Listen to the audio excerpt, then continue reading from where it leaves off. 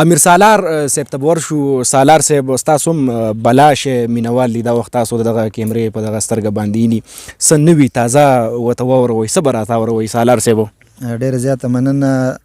غزل درته وایم چې داسې حدیثو کې رالوی شوی یم ګل لکه ازغو کې رالوی شوی یم. ډېر ښه یار شاباش. داسې حدیثو کې رالوی شوی یم ګل لکه ازغو کې رالوی شوی یم څه به زه د حق خبره وکړم ډېرو نظریو کې رالوی شوی یم. وایه حد دی یار. څه به زه د حق خبره وکړم ډېرو نظریو کې رالوی شوی یم یره د هېچ چا نه زمانه کېږي غیږ د پښتنو کې رالوی شوی یم.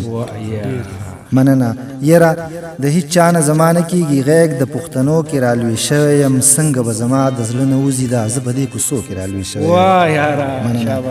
څنګه به زما د زړه نه وځي دا زه په دې کوڅو کې رالوی شوی یم سپینو سپینو زړونو کې اوسېږم څکه تورو غرو کې رالوی شوی یم.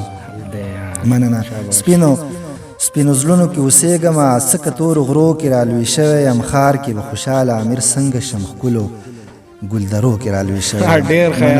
او بل غزل درته وایم چې د محبت او د وفا خبرې کله راځي ستاسو په خوله باندې رښتیا خبرې کله راځي لږه دمه وکړه چې خپله قصه خلاصه کړمه چې رانه هېره شي نو بیا خبرې کله راځي.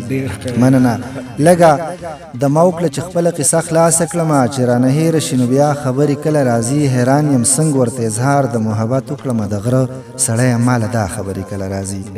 مننه.